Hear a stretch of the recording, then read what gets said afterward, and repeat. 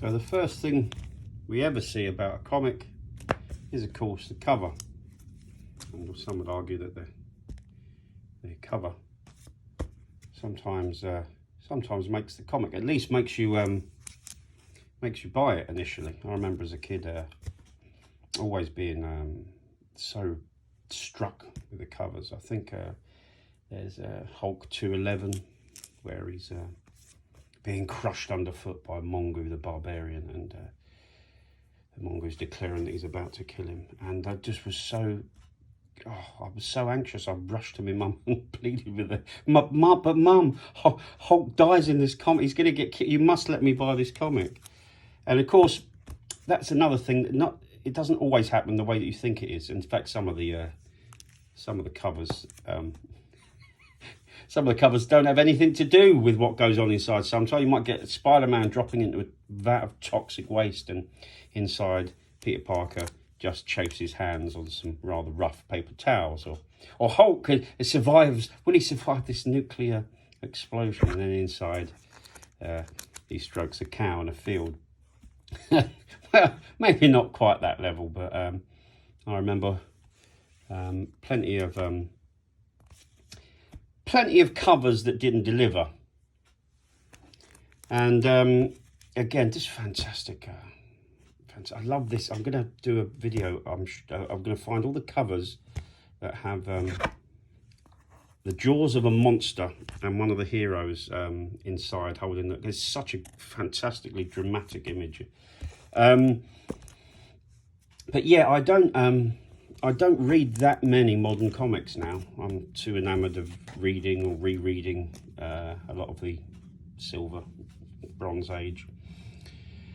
But one thing that keeps me coming back to modern comics, I have to say, is the covers and the variant covers. I really do enjoy some of them. This one here that I come across, it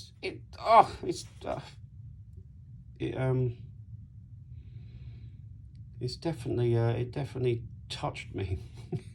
it's almost Renaissance in its aspect. I think the sort of the dark troubled clouds in the background, the sort of muted tones. It's obviously Tony Stark's it's Iron Man's helmet, the helmet of his armor opening up, and I suppose it's like a venomized cover, isn't it? But he's being consumed by this evil that's emerging from the helmet, from his own helmet. And again, anyone that's listened to me or rant on any level about comics, I always go on about mythology and legends and the archetypes of religion being prevalent, and I still think they are even today prevalent, although many of the stories have changed. They still contain that aspect of the hero and the transcendent. And this one in particular, I mean, he's naked. That's obviously quite striking about. And I know he doesn't wear much clothes when he's in the suit of armor, so it's nothing new for us to see Tony Stark half clad.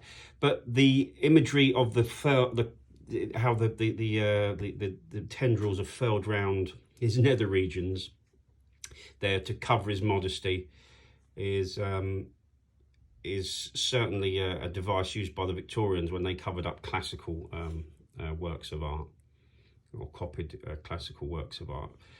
And you've got the nakedness displaying the archetype of vulnerability. So he's naked, he's being consumed by this darkness, this evil.